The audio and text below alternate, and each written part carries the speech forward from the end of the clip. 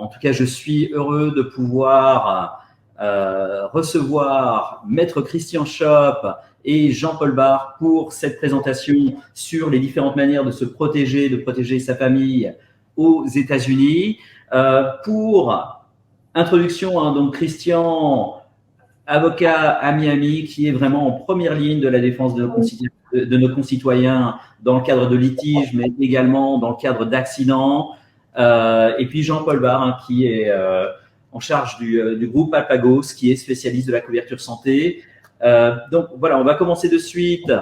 Je donne la parole à Christian pour parler des problématiques automaison et surtout de la responsabilité civile américaine, de la fameuse umbrella. Donc une petite question, hein, Christian, lorsqu'il y a un litige, lorsque quelqu'un se fait mal, comment est-ce qu'on définit le montant du préjudice ? Merci pour cette question, Cédric. Et si tu me laisses un petit moment, je vais mettre ma présentation parce que j'ai pris un petit moment pour remettre une présentation en ordre aujourd'hui. Un petit instant. Voilà. Est-ce que tu vois ma présentation, Cédric ? Alors, pour l'instant, je vois la mienne. Attends, je crois qu'on la voit. Oui, absolument. Merci, Cédric. Alors, comme tu l'as bien dit, je m'appelle Maître Christian Schopp. Je suis associé et avocat de première instance dans un cabinet récemment. C'est quelque chose qui est très récent avec Aubron, Corrie et Schopp, et on est à Miami, en Floride. Alors, bien sûr, une des choses qu'on nous demande souvent, quelle est la valeur d'un cas de dommage corporel ou d'une litige civile? Alors, qui je suis et vite fait en 3 lignes. Je suis un avocat qui plaide en Floride. Alors, en français, on appelle ça un avocat qui fait du contentieux. Je pratique le droit en Floride et la loi fédérale avec un accent particulier sur les décès injustifiés et les blessures catastrophiques. Et avant de devenir avocat spécialisé en droit du dommage corporel, j'étais activement ouvrier et contre les insécurités des victimes à l'étranger en tant qu'officier des affaires étrangères. Alors j'ai été agent consulaire pendant longtemps et je me retrouve à Miami en tant que maintenant avocat et je continue à travailler pour les victimes. Alors, quelle est la valeur, et pour ta question, Cédric, quelle est la valeur d'un cas de dommage corporel ou tout processus civil? Alors, pour prendre un exemple, aujourd'hui, on va prendre un cas de dommage corporel. Alors, à qui s'adresse cette question? C'est surtout la personne qui aurait un commerce ou qui est en fait sujet à un préjudice de dommage corporel. Alors, dans la loi, les dommages corporels, ces préjudices sont appelés des dommages et intérêts. Les dommages se répartissent en 2 grandes catégories, économiques et non économiques. Alors, les dommages économiques, la partie responsable peut avoir à payer les dommages économiques suivants, les factures médicales de la personne qui a été blessée, les frais médicaux futurs, tels que les chirurgies correctives, revenus que la personne qu'on a blessée perdent pendant leur rétablissement, et revenus que vous perdez parce que vous êtes blessé à raison et il y a une certaine invalidité. Le deuxième domaine de dommages qu'on appelle dans ce préjudice de dommages corporels, on appelle ça aussi des dommages matériels. Et ça, c'est quelque chose qui est très spécifique à la Floride et aux États-Unis et à tous les autres États, et quelque chose qu'on n'a pas en France, mais en fait, c'est les dommages non économiques qui sont genre la douleur, la souffrance, le traumatisme. Ça, c'est en France aussi, mais le traumatisme émotionnel et tout ce qui est en fait cicatrice et défiguration. Alors, quand on parle d'un cas de dommages corporels et aussi d'un cas civil, comment on associe la valeur d'un cas? C'est sur ces 2 grands domaines. Il faut bien penser que les recouvrements qu'on obtient ici aux États-Unis sont des fois jusqu'à 30 fois plus qu'en France. Alors il y a ça comme grosse différence. Alors, je ne sais pas si tu veux que je continue ou tu as d'autres… Voilà, je pense que tu as répondu à ma question. À quoi est-ce que… Donc voilà, la plupart des gens pensent qu'ils sont protégés lorsqu'ils ont une couverture auto, une couverture maison. À quoi est-ce que ça sert d'avoir une couverture parapluie, une responsabilité civile englobante aux États-Unis, et comment est-ce qu'on peut déterminer le montant approprié? Encore une très bonne question, Cédric, et je pense que c'en est une très importante. Alors, si on pense à la prévention, et ça c'est quelque chose que on peut, c'est vraiment protégez-vous en fait. Quand vous venez aux États-Unis, il faut bien penser que il y a de nombreux périls qui ne sont pas couverts et comme en France, il y a pas une cette mutuelle. Alors, comment gérer les imprévus quand ça frappe à la porte? Alors, si on prend des exemples comme une glissade, une chute dans les escaliers ou dans la salle de bain, où les enfants endommagent quelque chose accidentellement sur la propriété du voisin, ou même votre chien qui mord un piéton. Tous ces événements sont inattendus et vous pourriez être obligé de payer de votre poche si vous n'avez pas d'assurance responsabilité civile. Alors, quand on parle d'une ombrelle, on parle d'une responsabilité civile en place pour couvrir toute perte et pour que la personne qui s'expatrie aux États-Unis pourrait subir. Alors, les États-Unis est une société qui est très litigieuse, alors assurez-vous d'avoir les éléments suivants. Premièrement, comme Cédric le dit, l'assurance responsabilité civile personnelle, en d'autres en fait, en anglais, une umbrella policy. Et ça, le plus que vous pouvez payer, c'est la chose qu'on recommande le plus. Aussi, l'assurance automobile. En Floride, il faut bien penser que 27% des conducteurs ne sont pas assurés sur la route. Et quand je dis ça, il y a souvent ce choc, en fait, comment les gens peuvent conduire. Alors, il faut bien penser que la Floride et aux États-Unis, il y a de nombreux sans-papiers. Sans-papiers, ça veut dire sans permis de conduire. Sans permis de conduire, ça veut dire sans assurance. Et juste en Floride, où on est aujourd'hui, il y a 27% de ces conducteurs qui n'ont pas d'assurance ou qui ont le minimum, qui en fait même pas de couverture de dommages corporels. L'autre couverture qu'on parle souvent pour les expatriés, c'est l'assurance d'habitation. Et alors, ce qui se passe, c'est qu'il faut s'assurer et de vérifier les exclusions. Oui, ça couvre la maison et tout ce qui pourrait arriver à la maison aussi, mais des fois et souvent, dans cette assurance habitation, il y a aussi l'assurance de responsabilité personnelle. Alors, je vous donne un exemple. Il y a de nombreuses exclusions dans ces polices d'assurance, et une qui est souvent nommée, c'est l'exclusion des morsures de chiens. Alors, si vous avez des animaux à la maison, c'est important de lire votre police d'assurance et de vous assurer que vous êtes couvert pour ça. Parce qu'en France, en Floride, comparé en France, quand quelqu'un mord, quand votre chien mord quelqu'un, il y a aucune négociation. Vous êtes 100% directement coupable de cette morsure. Alors, il y a des lois comme ça qui sont très ambiguës, mais c'est pour ça que d'être bien couvert et d'avoir une ombrelle, de bonnes assurances voiture et aussi d'habitation sont primordiales. Vas-y, D'autres petites questions. Alors, voilà, c'est vrai qu'une objection qu'on rencontre souvent, les gens qui vous disent, oui, mais si je prends une couverture ombrelle, eh bien, ça va donner l'opportunité à une partie adverse de nous poursuivre pour beaucoup plus d'argent. Est-ce que c'est vrai ou pas? Alors, c'est vrai oui et non, mais alors je vous dis tout de suite que comme la société est très litigieuse en Floride, il faut penser qu'un avocat est encore plus cher.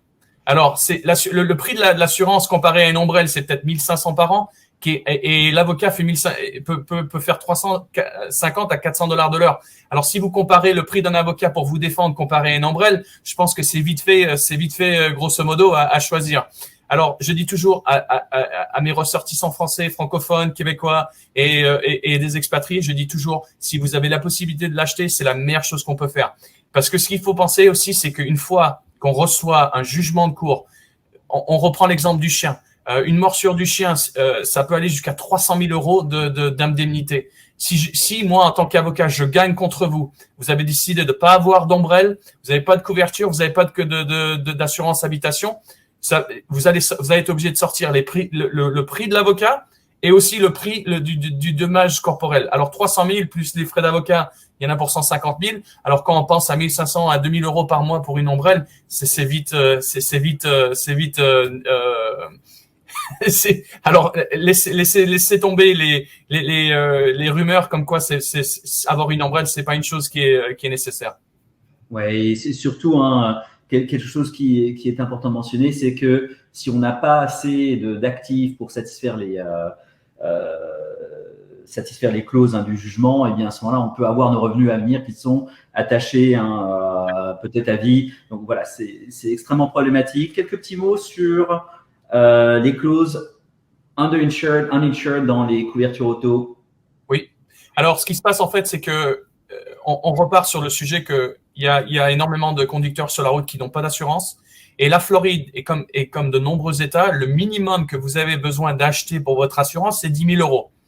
Et c'est ça. Et vous pouvez. Et il y a aussi une option quand vous achetez votre assurance auto que vous n'avez même pas besoin d'acheter une couverture dommage corporel sur votre assurance si vous n'avez jamais eu d'accident en Floride. Alors qu'est-ce que ça veut dire? Et il faut bien penser que, et Cédric, comme tous les habitants de la Floride le savent, tout soin à l'hôpital et aux hôpitaux, c'est le cachet d'aspirine, c'est minimum 30 euros. Alors, il faut bien penser que là, et si vous n'êtes pas en tort et la personne qui vous rentre dedans n'a pas d'assurance, la meilleure couverture qu'on peut avoir, c'est la couverture qu'on achète nous-mêmes.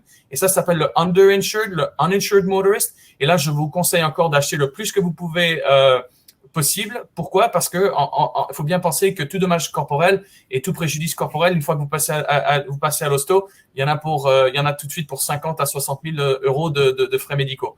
Et quand on pense que l'aspirine, le cachet d'aspirine à 30 euros, et ça c'est important de le faire. Et s'assurer, c'est très, très important du côté de la voiture.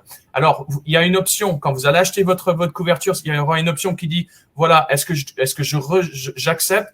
Toujours. Même si vous achetez que 10 000, vous aurez 10 000 pour vous couvrir. Et achetez le plus possible. Très bien. Dernier petit mot sur ce sujet. Pour les gens qui, comme nous, vivent dans le sud, qui aiment sans doute faire du bateau, est-ce que tu peux mentionner quelques points par rapport à ça? Alors, le bateau, c'est comme la voiture. Il y a énormément de problèmes sur. Alors, ce qui se passe, c'est que pour avoir un jet ski à Miami, la seule chose que vous avez, c'est un permis de conduire et avoir plus de 17 ans. Alors, qu'est-ce qui se passe? Maintenant, on se retrouve avec des personnes qui ont un permis de conduire sur la route, mais ils n'ont aucune facilité sur l'eau. Alors, il y a énormément de jet ski qui zooment partout vers Miami. Et alors, le bateau plaisancier qui avait vraiment pas envie de se mettre dans des situations difficiles se retrouve avec des jet skis qui zooment à droite à gauche. Alors, la meilleure chose à faire, c'est d'acheter des assurances de protection pour les bateaux. Il y a énormément de décès non justifiés chaque année à cause de ça. Si on pense au dossier qu'on traite ici au cabinet, chaque année, on a à peu près entre 20 à 25 accidents de bateau pour des ressortissants français qui se mettent dans des situations précaires. La plupart du temps, ils pensaient jamais, ils ont loué un bateau, ils ont aucune facilité sur l'eau. Ils pensent que le bateau de plaisance, c'est la même chose que dans le sud de la France, où tout le monde respecte tout le monde et qu'on a besoin d'un permis, ce n'est pas le cas. La loi est un État très laxiste sur tout ce qui est permis et tout ce qui est en fait possibilité de pouvoir opérer ces bateaux de plaisance. Alors il faut faire très attention et même si et avant de toute location de bateau ou d'achat de bateau, regardez si vous pouvez payer les assurances. Alors moi et Jean-Paul, on en parlait hier. Si vous pouvez pas payer l'assurance de votre voiture et de votre bateau, ça veut dire que vous n'êtes pas prêt d'avoir un bateau ou de voiture. Alors et acheter le minimum, c'est acheter des troubles en fait. Alors faites très attention et n'hésitez pas à nous contacter si vous avez toute question. On prend souvent du temps avec pas des clients, mais des ressortissants français qui ont juste besoin en fait d'un conseil, comment acheter leur assurance et qu'est-ce qu'ils ont besoin. Très bien. Merci Christian. Donc voilà, je pense que tout le monde a reçu le message. Les couvertures ombrelles, le premier pas de la protection contre d'éventuels créditeurs aux États-Unis, c'est le B.A.B.A. de la protection avant même de penser à créer des trusts de type irrévocable qui peuvent être extrêmement coûteux. Voilà, juste pour vous dire, 1 million de couvertures dans les $300 par an, vraiment, on ne les voit pas passer. Donc, on va passer de suite à l'aspect couverture santé et à la santé de manière générale. Donc, je vais me tourner vers Jean-Paul. Alors, Jean-Paul, si tu veux partager ton écran et te présenter. Bonjour à tous. Je ne sais pas s'ils me voient encore pour l'instant. Merci Cédric de m'avoir invité pour parler de l'assurance santé. Alors, je vais effectivement partager mon écran pour vous présenter un peu qui je suis. Voilà.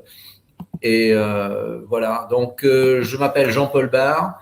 Je suis dans l'assurance santé depuis plus de 30 ans en tant que courtier en France avec un cabinet qui s'appelle Coam. et depuis presque 20 ans maintenant aux États-Unis avec un cabinet qui s'appelle Alpagos. Les deux cabinets sont regroupés dans une structure qui s'appelle la SCPH et on a commencé il y a quelque temps à commercialiser nos propres produits sous la marque eSafeCare. Alors, Cédric, oui, l'assurance santé aux États-Unis, c'est un sujet très important. Alors, j'essaye de voilà.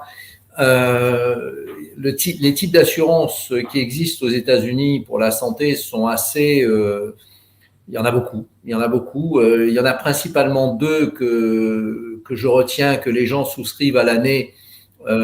C'est ce qu'on appelle les short term et les majors médicaux.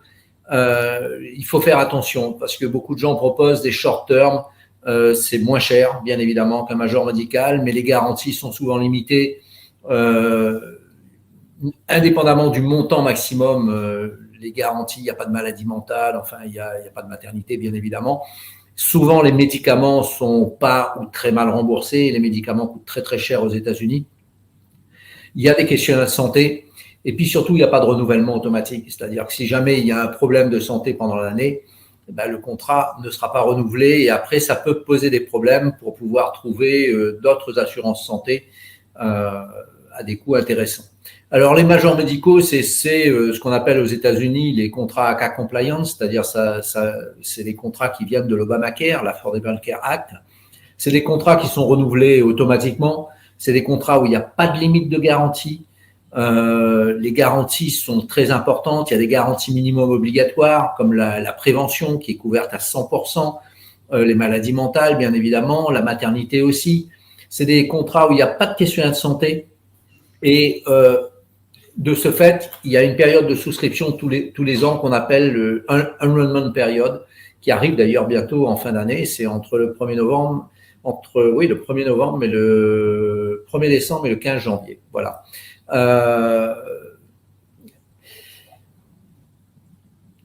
Tu voulais que je parle de… Confirmer hein, les choses qu'il faut faire attention aux États-Unis lorsqu'on parle d'assurance médicale. Montant non plafonné à vie et puis voilà, faire attention aux contrats où il y aurait des conditions préexistantes qui pourraient…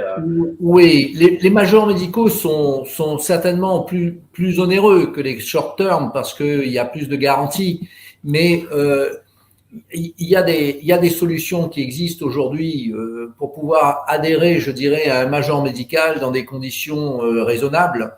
D'abord, il y a le marketplace. Alors, le marketplace, c'est quelque chose qui a été créé justement par l'Obamacare, qui permet de s'assurer en pouvant bénéficier de subsidies, c'est-à-dire d'aide pour payer ses primes d'assurance. C'est quelque chose où on intervient régulièrement pour pouvoir aider les gens. Il y a sinon des contrats, ce qu'on appelle des contrats entreprises, où là, il y a une prise en charge minimum de 50% de la prime par l'entreprise. C'est des primes forfaitaires qui ne sont pas en fonction de l'âge, c'est quand même important. Et puis, il y a des contrats groupes aussi pour les travailleurs indépendants, ce qu'on appelle ici les self-employed et les business owners. Là aussi, c'est le même type de contrat. Donc ça, c'est des contrats qui sont, je pense, intéressants. Nous, on travaille avec une association qui existe depuis 1993 aux États-Unis, qui a plus de 100 000 membres sur tous les États-Unis. Avec des compagnies très importantes comme Cigna, comme Blue Cross, Emblem Health aussi. Et comme les primes sont mutualisées sur les 100 000 membres, ça reste des primes relativement abordables et on peut souscrire sur les 50 États. C'est-à-dire même une petite entreprise qui va avoir des salariés sur plusieurs États, on peut faire un seul contrat et assurer les salariés sur tous les États. Voilà. S'il y a des gens qui ont des questions sur ce sujet, je serais ravi de pouvoir les renseigner après. Très bien, parfait. Une question que sans doute beaucoup de personnes se posent. Voilà, on a beaucoup de personnes avec lesquelles on traite qui comptent sans doute retourner en France dans le futur, que ce soit à l'âge de la retraite ou même avant la retraite. Donc, j'aimerais que tu me parles un petit peu de la CFE, des options qui s'offrent à ces personnes. Alors, oui, c'est la CFE, je savais qu'on allait en parler, donc j'avais préparé quelque chose. Moi, je suis un grand comment dire, un grand fervent de la CFE. La CFE, ça permet d'abord de conserver les droits sécurité sociale en France. Je ne parle pas de la retraite, là, je parle vraiment de la possibilité de se faire soigner en France et donc de continuer éventuellement à voir ses médecins lorsqu'on retourne en France. Une chose qui est très très importante, c'est avoir un deuxième avis médical. Je suis ici, je suis aux États-Unis maintenant depuis pratiquement 20 ans.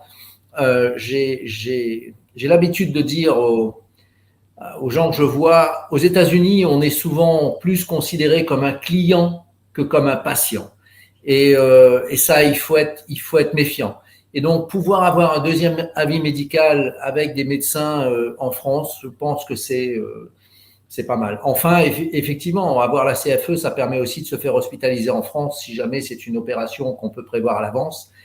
Et puis, pour les gens qui retournent, qui veulent retourner en France, que ça soit pour la retraite, que ça soit après leur période d'expatriation, avoir la CFE, ça permet de récupérer la sécurité sociale tout de suite. Contrairement à ce que les gens pensent, il y a sinon des délais d'attente qui peuvent être relativement importants. C'est 3 mois minimum et c'est souvent plus long parce que les formalités sont souvent très très longues.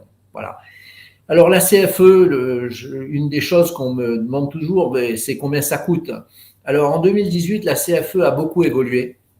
Elle a modifié considérablement sa manière de travailler en créant 2 zones de tarification d'abord. Une zone qu'ils ont appelée France Expat qui ne permet d'avoir la sécurité sociale, la couverture CFE qu'en France. Et puis toujours le monde expat qui existait avant et que les gens souscrivaient. Le France Expat, c'est quand même… La CFE aux États-Unis, ça ne sert pas à grand-chose. Donc, pouvoir adhérer à la CFE avec le France Expat, c'est quelque chose, je pense, qui est le plus intéressant pour nous ici aux États-Unis. Et les tarifs sont quand même très abordables. Le tarif de France Expat, ça commence à 20 € par mois pour quelqu'un qui a moins de 30 ans et jusqu'à 133 € par mois pour quelqu'un qui a plus de 60 ans, même pour les retraités. Bon, je pense entre autres aux retraités français qui n'ont pas cotisé pendant au moins 15 ans à la sécurité sociale et qui vont donc pas pouvoir bénéficier de la sécurité sociale lorsqu'ils vont être retraités. Et ben pour 133 € par mois, ils peuvent récupérer cette sécurité sociale avec la CFE. Voilà. Très bien. Alors, voilà, on a parlé du cadre d'un retour en France. Qu'en est-il en termes d'options, par exemple, pour les gens qui comptent peut-être avoir un profil un peu plus international dans le futur, par exemple, vivre dans 3 pays au moins. Comment ça se passe? Quelles sont les options? Alors, je vais faire avant une petite parenthèse quand même par rapport à la CFE. Une des modifications qui est apparue il y a quelques temps avec la CFE, ça fait un peu plus d'1 an maintenant, c'est qu'avec la CFE, lorsqu'on est à l'étranger, on a droit à la carte vitale. La carte vitale, ça permet, lorsqu'on est en France, de pouvoir, avec la CFE, donner sa carte vitale et avoir une prise en charge directe des dépenses. Et donc, ça nous a permis de créer une vraie mutuelle complémentaire à la CFE en France qui permet aujourd'hui d'être couvert à 100%. Parce que la CFE, comme la sécurité sociale, ne couvre pas tout.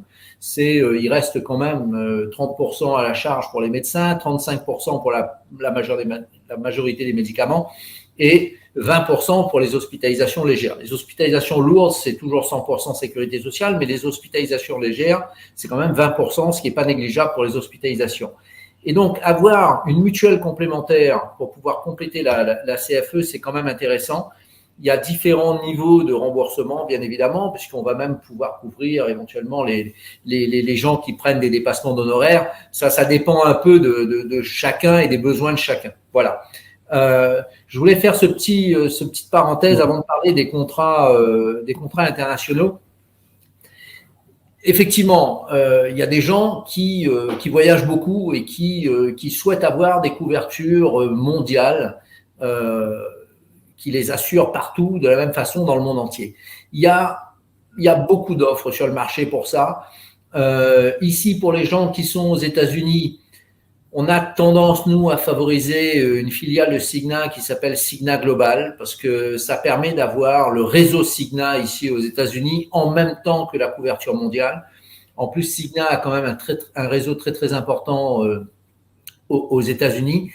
Et là, je dirais que avec toutes ces compagnies, il y a des offres très importantes, je dirais, avec des prises en charge qui vont jusqu'à 100% de tout, sans limite. sans franchise, rien. Alors après, c'est une question de prix. C'est une question de prix, c'est une question du montant qu'on est prêt à payer pour prendre ce type d'assurance. Mais il y a de tout. On peut tout faire et on peut vraiment faire même du sur-mesure, assurer les gens, par exemple, qu'en hospitalisation, s'ils le souhaitent, et pouvoir gérer, ils gèrent le reste différemment. Voilà, on fait vraiment ce qu'on veut au niveau de l'assurance santé internationale. Très bien. Et dernière petite question subsidiaire par rapport, voilà, souvent les gens n'y pensent pas, hein, mais on voyage pendant quelques semaines et c'est vrai que j'ai eu l'occasion de voir des accidents relativement plus ou moins dramatiques, hein, avec en fin de course quelques milliers de dollars à payer dans des pays où on ne s'attendrait pas foncièrement à payer des grosses sommes médicales. Donc, quelles sont les options en termes de couverture voyage? Alors, effectivement, l'assurance voyage, c'est quelque chose, c'est une autre partie de la couverture santé et c'est quelque chose qui est très important. Je vais faire d'abord une petite parenthèse pour insister sur une chose. Il y a beaucoup de gens qui pensent, entre autres lorsqu'ils viennent aux États-Unis, que parce que ils ont payé leur voyage avec leur carte de crédit, ils vont être assurés pendant leur voyage aux États-Unis. S'il y a certaines cartes, effectivement, qui vont offrir des couvertures médicales, d'abord, c'est jamais très, très important et c'est les cartes les plus chères. La majorité des cartes, ça va être uniquement ou pour l'accident, pas pour la maladie, ou alors pour la maladie, mais c'est une avance de soins. C'est-à-dire qu'ensuite, la personne, lorsqu'elle rentre dans son pays d'origine, il faut qu'elle se fasse rembourser, pour les Français, par la sécurité sociale et sa mutuelle, pour rembourser ce que la compagnie a payé au niveau des frais médicaux en France. Le problème qu'on a, c'est que le niveau de remboursement en France va être très, très différent du prix qu'ils ont payé ici. Et donc, il peut y avoir des restes à charge relativement importants. Donc, moi, je conseille aux gens de prendre toujours une assurance voyage, que ça soit pour nos amis et notre famille qui viennent nous voir aux États-Unis. Là, c'est une compagnie américaine, donc ça permet en plus de rendre les choses plus faciles en cas de sinistre, ou même pour les gens qui voyagent en dehors des États-Unis régulièrement. Bon, nous, on travaille avec cette compagnie et ce produit qui s'appelle World Trips, avec des couvertures temporaires ou annuelles jusqu'à 2 millions de dollars, médical et accident. J'insiste, médical et accident, même le Covid. Alors, avec des garanties, assistance, rapatriement, interruption de retard de voyage, perte de bagages, enfin des trucs courants. Eux font également du risque politique pour les gens qui voyagent dans des pays à risque. Ils ont une autre particularité, c'est qu'ils proposent une formule annuelle. Pour des gens qui voyagent souvent, alors ils ont deux formules, c'est moins de 30 jours par voyage ou moins de 45 jours par voyage, mais avec autant de voyages qu'on peut faire dans l'année. Et on est couvert jusqu'à 1 million de dollars. Et ça coûte, prenons moins de 45 jours. Le prix de 230 $, c'est le prix annuel. C'est pas en fonction de l'âge, c'est un prix forfaitaire. Ça coûte 230 $ par an pour une personne et si on rajoute le conjoint, ça coûte 115 $. C'est un produit que je conseille à tous les gens qui sont aux États-Unis et qui voyagent régulièrement, même s'ils n'ont pas d'assurance en France, de prendre ce type d'assurance parce que en cas d'accident, en cas de problèmes médicaux, bien évidemment, ça couvre pas les conditions préexistantes, mais si on a une intoxication alimentaire, on sera couvert. Bon, voilà. Donc, c'est des contrats qui coûtent pas cher et qui peuvent vraiment aider. Très bien, merci.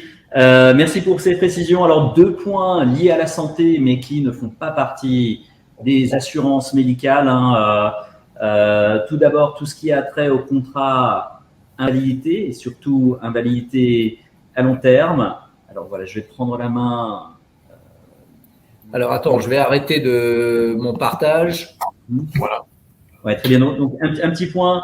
Voilà, c'est vrai que souvent les gens ont tendance à penser que voilà, une couverture médicale, eh bien, va leur assurer une continuation de revenus, hein, en cas de problème, ce qui n'est absolument pas le cas. Là, il faut vraiment regarder les contrats invalidité.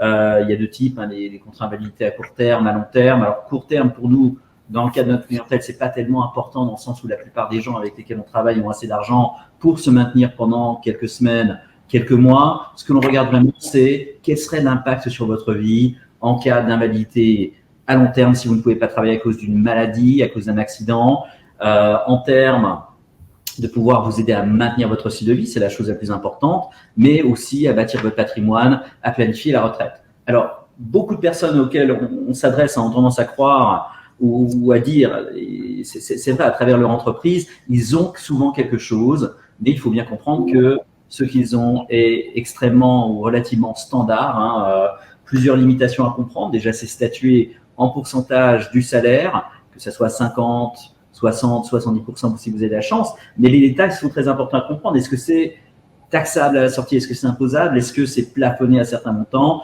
Est-ce que ça comprend les bonus? Et c'est vrai que si on regarde les détails, eh bien, en général, je pense que ça effraierait pas mal de personnes par rapport à la continuation de revenus qu'ils auraient en cas d'invalidité. Donc, c'est important de pouvoir supplémenter ceci de manière privée. Donc, c'est quelque chose. Nous, on peut vous aider à faire. Un deuxième point au niveau santé également, tout ce qui a trait à la problématique de dépendance vieillesse. On a parlé de retour en France potentiel. Il faut comprendre qu'aux États-Unis, c'est extrêmement coûteux si vous devez aller dans un EHPAD, dans une maison de retraite. En moyenne, 86 000 $ par an. On sait qu'un séjour moyen, c'est 2 ans et demi, 3 ans. Donc voilà, une personne qui ira pendant 1 an, ira pendant 5 ans. Imaginez-vous si les deux conjoints ont affaire à ce type de problématique. On parle de coûts extrêmement lourds.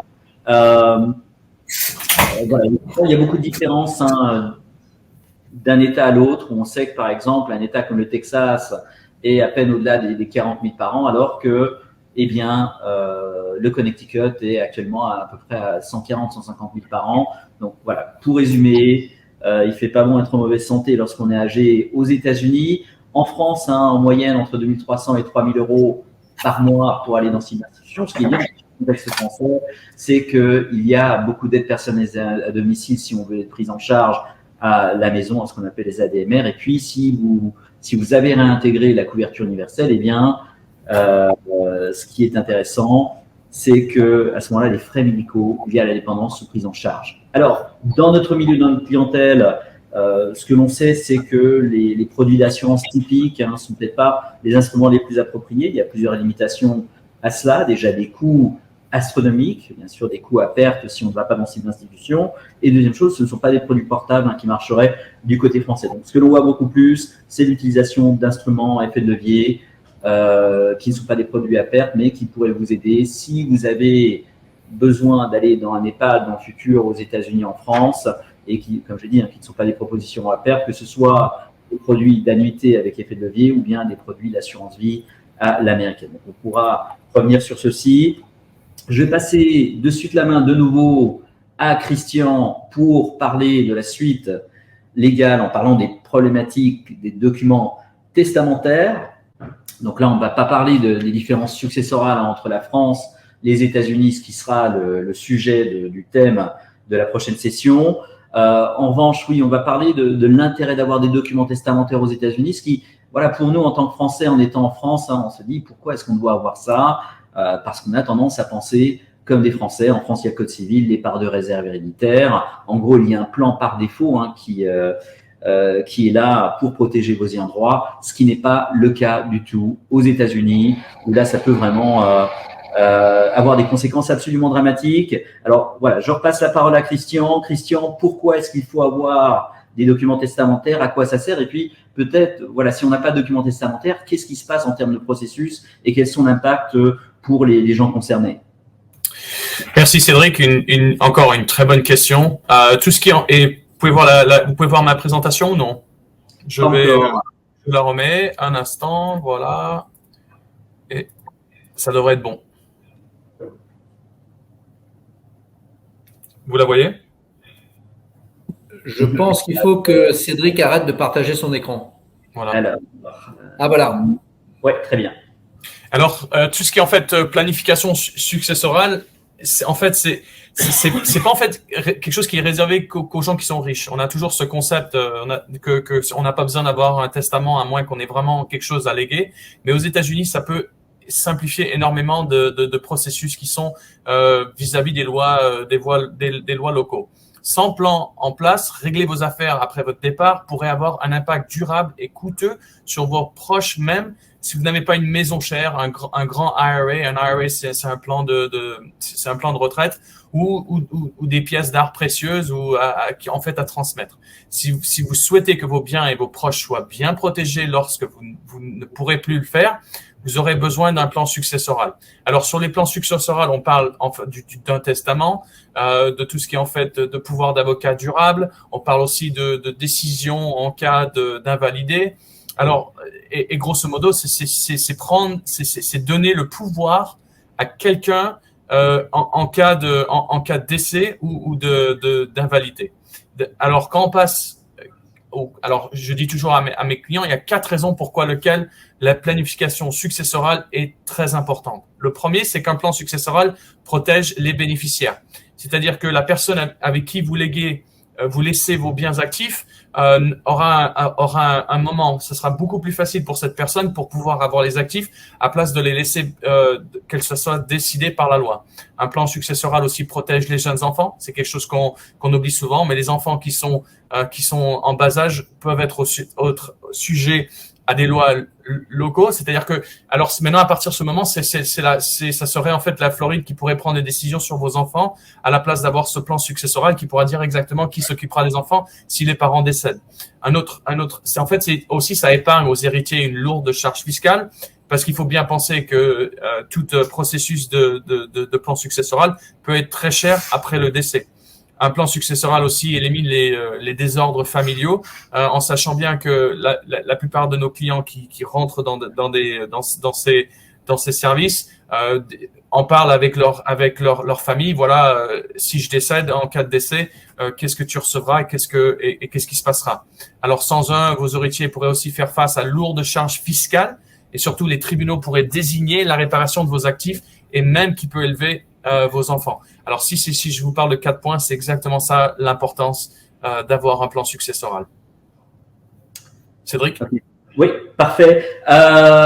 Donc voilà, pour résumer également dans les documents testamentaires, testament basique, trust aussi applicable, tous les mandats financiers, médicaux, dernière volonté, tutelle pour les enfants mineurs. Combien ça coûte d'avoir des documents testamentaires ? Alors ça peut être très simple, ça peut aller et encore ça c'est quelque chose, c'est encore une rumeur qu'on peut aller juste sur internet et télécharger une forme et puis on peut le faire, mais je vous le recommande pas. Et en sachant bien qu'une fois que quand on prend une consultation avec les clients, il y a souvent en fait beaucoup plus qui demandent. Grosso modo, ça peut commencer à 3 500 et ça peut aller jusqu'à 7 500 $ parce qu'en fait, c'est quelque chose qui peut être développé dépendant des actifs.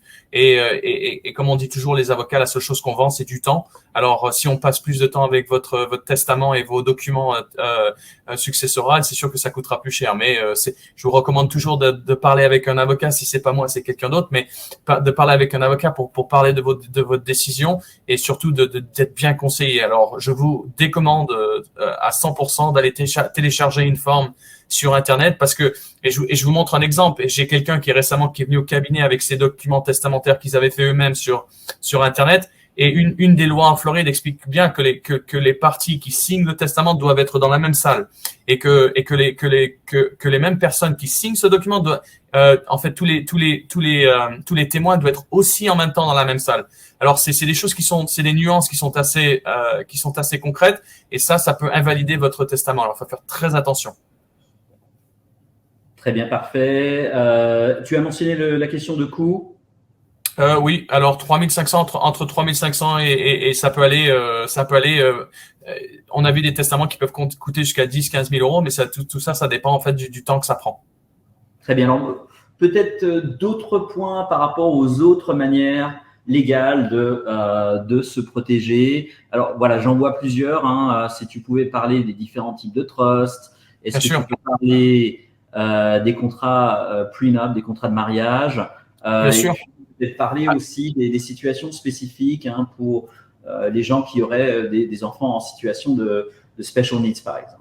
Exactement. Alors, si on parle du et souvent on a cette mentalité que le mariage ça doit être pour l'amour et que rien d'autre ne doit la fixer. Mais on dit toujours à nos clients, si vous avez des actifs et si vous avez vraiment des des gros montants, il faut penser tout de suite, avant de se marier aux États-Unis, de faire tout ce qui est en fait des contrats de mariage avant de se marier. Et la raison, c'est parce qu'en fait, on se protège et c'est qu'on essaye d'enlever en fait le côté juridique de tout ce qui est la phase de divorce. Alors on dit toujours un contrat de mariage, ça peut sauver énormément d'argent après, mais il y aura toujours un processus de divorce qui se passera. Alors et c'est quelque chose d'important et je le vois souvent avec des couples qui viennent nous voir, qui nous disent voilà, nous on pense à se marier, qu'est-ce qu'on devrait faire? Alors on parle toujours, si on a des actifs en France et si on a des actifs ici aux États-Unis, de bien faire un contrat de mariage et je pense que ça aide énormément ça aide la conversation s'il y a du trouble dans le mariage. Alors et une chose aussi qu'on voit souvent, c'est que si on a des enfants, on a des gros actifs, faire des trusts et ça c'est important parce qu'en fait ce qu'on fait, c'est qu'on protège nos biens pour nos enfants. Alors souvent on nous demande à nous faire des véhicules de protection qui peuvent pour être les enfants. Alors souvent on a des enfants qui sont en bas âge, qui ont peut-être 14 ans, 16 ans, et on veut leur laisser nos biens dans le futur, mais on veut s'y protéger de la manière qu'on laisse les biens. Alors, des fois, on pense que, on a souvent des parents qui disent, voilà, moi, j'ai 2-3 millions de dollars, j'aimerais laisser cette somme à mes enfants, mais je veux pas leur donner le montant complet. Alors, qu'est-ce que vous recommandez? Alors là, on parle plutôt de trusts qui sont, en fait, qui aident à protéger les actifs, de succession. Et ça peut aussi aider l'enfant qui devient plus mature et qui deviendra plus sujet à contrôler son argent. Et aussi une chose qui est très importante avec ces véhicules de trust et tout ça, c'est que ça vous protège vos actifs en même temps. Alors si vous êtes sujet à une plainte civile ou à un jugement civil, maintenant ces actifs sont protégés contre ces jugements. Alors c'est important de le faire aussi. Et si on veut protéger tout ce qu'on travaille pour, alors c'est une des manières. Alors aussi, si on a des enfants qui sont sujets à des invalidités, de la même manière, ça les protège et ça protège nos actifs. Et ça c'est quelque chose qu'on anticipe. Et comment la succession se fera. Très bien. Plusieurs points par rapport à ce que tu as dit également. C'est vrai qu'en travaillant dans la communauté française, communauté internationale, faire attention à l'utilisation de trust. Pourquoi? Parce que des fois, ça peut causer des problèmes, surtout du côté français, où ceux-ci n'ont pas une très bonne réputation, sont vus un petit peu comme des instruments d'évasion fiscale. Un autre point que je voulais mentionner aussi, très important, lorsque vous êtes prêt à rédiger vos documents testamentaires, surtout dans le cadre de familles avec des enfants, pensez à bien parler entre les deux membres du couple par rapport à qui serait le gardien propre en cas de pépin. Pourquoi? Parce qu'on sait que c'est une des raisons qui ralentissent les documents testamentaires, leur rédaction, les époux qui n'arrivent pas à et c'est vrai que c'est, comme tu dis, c'est une lourde charge aussi, parce qu'on donne en fait la tutelle de nos enfants à quelqu'un. Alors c'est avoir une conversation importante. Alors on renvoie souvent les clients en famille, on leur dit voilà, vous êtes venus aujourd'hui faire un testament, mais voilà les grandes questions qu'on vous demande.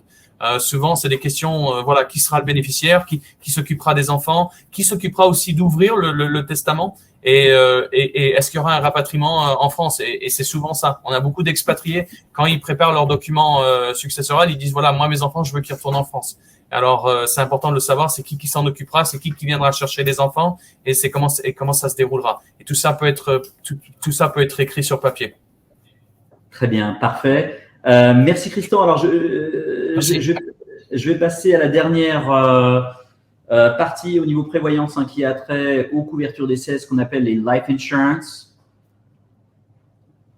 Alors, on va prendre la présentation. Alors, nous lorsqu'on regarde les problématiques de life insurance, il y a une question double, déjà en termes de montant. Et là, ce qu'on regarde, c'est comment est-ce qu'on peut quantifier la perte financière liée à la disparition de quelqu'un pour les ayants droit afin de pouvoir s'assurer que les survivants puissent maintenir leur style de vie.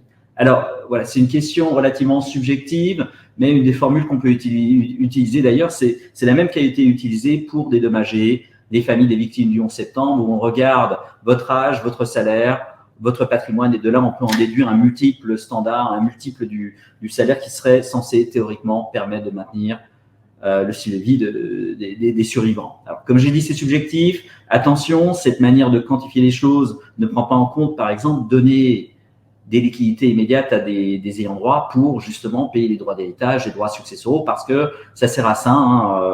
L'argent qui est octroyé à travers le life insurance, c'est de l'argent immédiat, et puis les ayants droit peuvent en faire absolument ce qu'ils souhaitent. Alors, l'autre manière de regarder cette conversation, c'est au niveau qualitatif. Et là, on regarde quelle est la valeur de cet instrument dans votre vie. Alors, il y a deux types qui existent. Premièrement, les couvertures d'essai temporaires. Alors, Margot, si tu peux avancer la présentation. Je pense qu'il y a une autre slide. Parfait. Donc, deux types, comme je disais. Tout d'abord, les couvertures d'essai temporaires, donc des produits d'assurance qui sont amenés à expirer au bout d'un certain temps.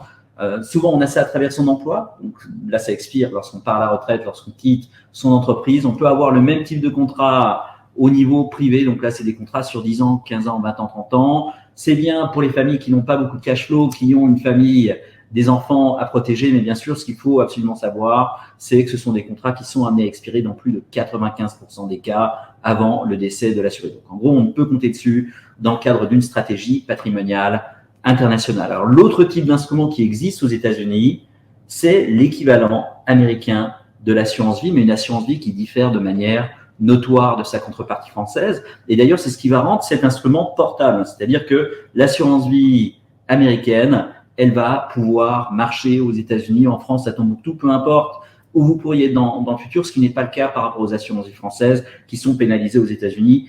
Et la raison, c'est très simple, c'est que celles-ci ne sont pas associées à une couverture d'essai, un effet de levier d'une life insurance. C'est juste vu comme des instruments d'investissement potentiellement pénalisables sur les plus-values latentes, impératifs déclaratoires monstres, ce qui n'est pas le cas avec l'assurance vie américaine, qui, comme j'ai dit, est portable. Alors, juste pour vous dire comment ça marche, deux paramètres à comprendre. Tout d'abord, il y a un capital vie, c'est-à-dire que c'est un instrument qui pourrait vous aider à épargner, où vous pourriez mettre de l'argent qui, si on utilise l'instrument le plus sécurisé de type Wally, va grandir de manière sécurisée, défiscalisée. Vous avez accès à ce capital pour en faire absolument ce que vous souhaitez. Par exemple, supplémenter votre retraite, financer l'éducation des enfants de manière portable. Ça, c'est important parce que, à l'inverse d'instruments type 529, par exemple, eh bien, vous n'êtes pas coincé à devoir utiliser ces sommes dans des institutions accréditées par le département de l'éducation américaine.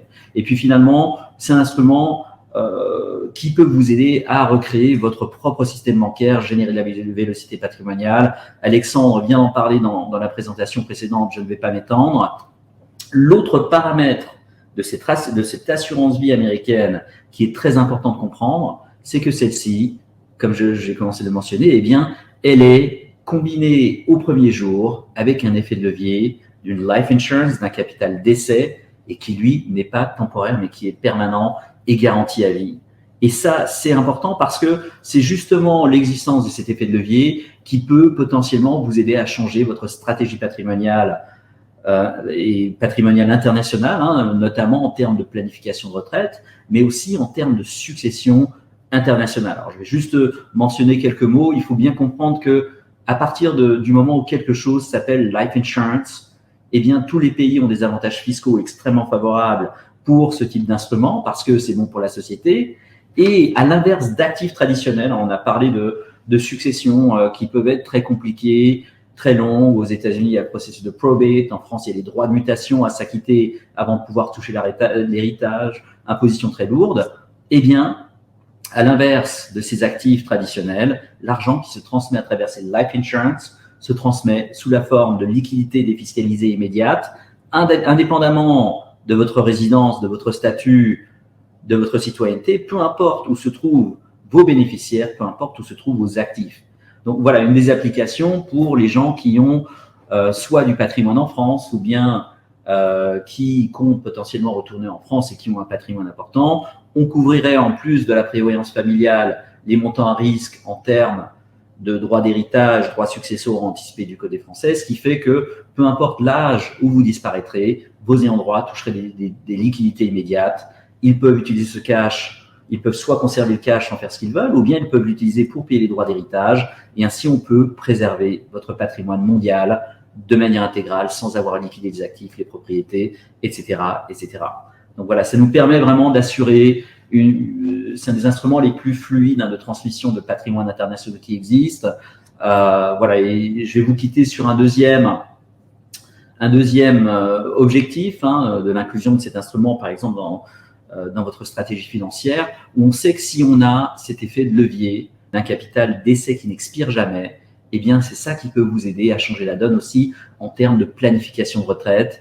Et lorsqu'on intègre cet instrument, lorsqu'on structure bien avec d'autres instruments qu'on va vous montrer sans doute dans d'autres sessions, on peut généralement réussir à augmenter les revenus de retraite de 40 à 60% par rapport à une approche traditionnelle, en plus en prenant nettement moins de risques. Et là, c'est vraiment quelque chose qui relève de l'ingénierie patrimoniale. Donc voilà, je ne vais pas m'étendre puisque cela sera traité dans d'autres forums. Je pense qu'on va arriver en fin de course pour cette session sur la prévoyance familiale. Je sais qu'il y avait quelques questions qui concernaient principalement la CFE. Alors, je vais prendre la question de Marie Chailloux. Y a-t-il un âge limite pour prendre la CFE ou un âge à partir duquel les tarifs changent? Alors, il n'y a pas d'âge limite pour prendre la CFE. À partir du moment où on est, et puis ça va me permettre de vous donner une information, la CFE est ouverte aujourd'hui à tous les gens qui sont ressortissants de l'espace économique européen, plus la Suisse. Il y a tous ces gens-là expatriés dans le monde ont le droit d'adhérer à la CFE. Il n'y a pas de limite d'âge et le tarif maximum, c'est le tarif au-dessus de 60 ans. Et c'est ce que vont payer tout le monde. Le tarif de 100, je crois que c'était 133 € que j'ai donné tout à l'heure pour les plus de 60 ans. Si on a 80 ans, c'est le même tarif. Et plus. Okay. Question très similaire de François Brandebonner qui nous demande si est-ce qu'on peut prendre la CFE des années après avoir perdu la sécurité en France. On peut souscrire à partir du moment où on est donc ressortissant de l'espace économique européen, on peut souscrire à la CFE à n'importe quel moment. La seule chose, c'est que si on est déjà expatrié, effectivement, il y a une petite contrainte de délai d'attente. C'est-à-dire que les gens qui ont plus de 35 ans vont avoir un délai d'attente qui peut aller de, je n'ai pas mais ça peut être 3 mois ou 6 mois. C'est 6 mois le maximum de délai d'attente qu'il peut y avoir lorsqu'on souscrit la CFE. Très bien. Petite question pour Christian. Et là, je pense peut-être qu'il va falloir faire différencier les trusts de type révocable, irrévocable. Le trust permet-il de sortir les biens trustés de son patrimoine et donc de les protéger contre des créanciers?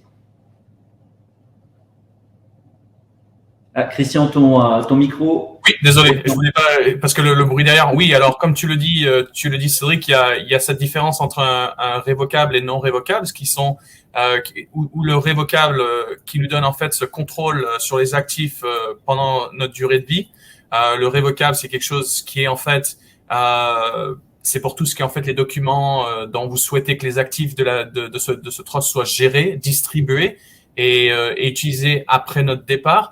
Souvent, les personnes qui font ça croient qu'un testament est suffisant, mais pour répondre à tous leurs besoins. Mais il y a aussi en fait le révocable qui nous aide à gérer en fait également les avantages en cours de notre vie, comme la continuité en tant qu'incapacité. Les actifs dans un trust comme révocable évite aussi également l'homologation de ce qui vous permet d'éviter la divulgation. Alors public, le temps et les frais qui sont associés bien sûr avec ça.